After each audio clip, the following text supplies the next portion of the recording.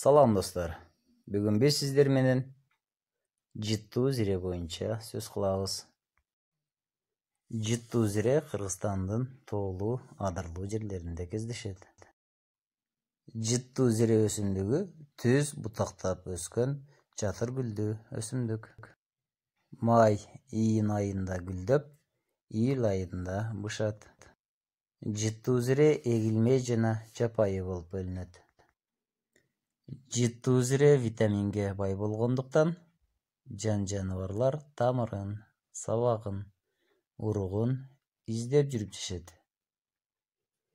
Мыкты басылган аш деп, жыттуу зиресиз басылган ашты элестетүү мүмкүн эмес. Чайханалар көбүнчө мыкты аш басуу үчүн тоонун жыттуу зиресин тандашат. Базардан тоонун жыттуу зиресин табуу көбүнчө кыйынга турат. Жыттуу зиренин составында эфир майы жана витаминге бай болгондуктан ден соолук үчүн табылгыстар эсептелет. Кана эмес достор, тоонун жыттуу зиресин терүү үчүн биз менен бирге жүрүңүздөр. Машалаң жайлоосуна аттандык. Машалаңдан түшүп аткан суу Аксакалдан кайсыл жерде жакшы зире болорун тактап сурап билип алдык. Жамгырлуу жылдары зире жакшы болорун быйылкы жылы биле албастыгын айтты. Талаага зире издеп жөнөдүк.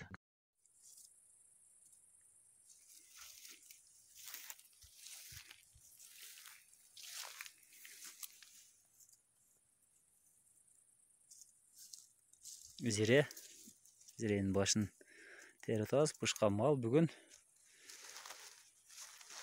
12 июль. Машалаң жери 2020 жыл.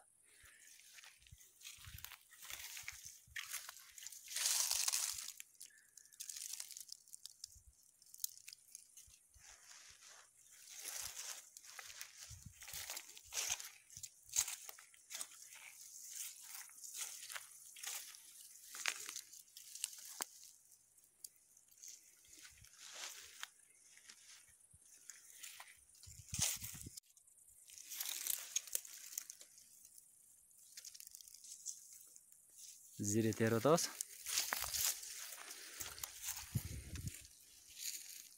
Мына зиренин баштары.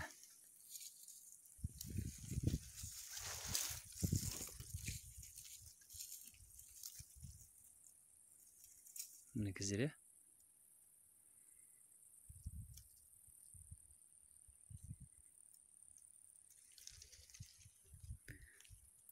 Быйыл жамгыр аз болгонго баш аз экен, начар экен. Пүчүсү көп экен.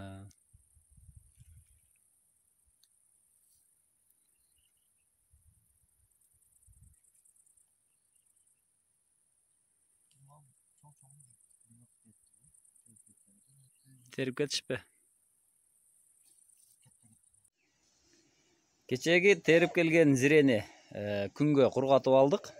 Азыр укалап, базардан келген зире менен жыттуу зирени салыштырып көрөлү. Азыр бизге Абдыганы ушул кайсыл зире, кайсыл тарелкадагы күчтүү жыттанат. Сен бизге ошону аныктап беришиң керек. Кана Абдыганы, башта кимисинен баштайсың? Мынабыдан. Башта. Бул аябай каттык жыттанбайт экен. Каттык жыттанбайт. Жыты жок. Бул жыттуу экен. Бул жыттуу экен. Абдыганы бизге жыты күчтүү деп оң жакта турган тарелкадагы жыттуу зирени тандап берди. Бул талаанын зиреси. Бир азын майдалап укаладык. Мына уругу. Бул талаа зиреси мына ушундай майдараак болот. Бул базардын зиреси мыныкей. Ирик, чоң-чоң бөлүнүп турат. Базарда сатылган зиреге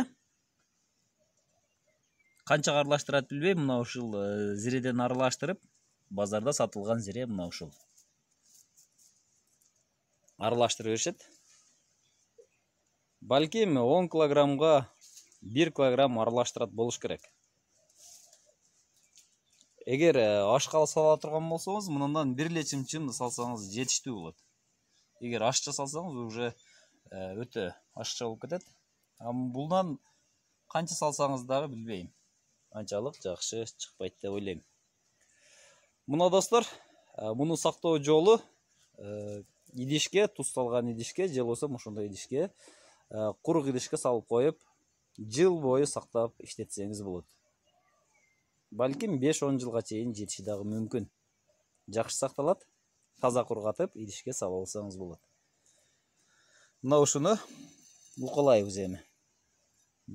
Төгүлүп атат. Рахмат, тынч аман болуңуздар.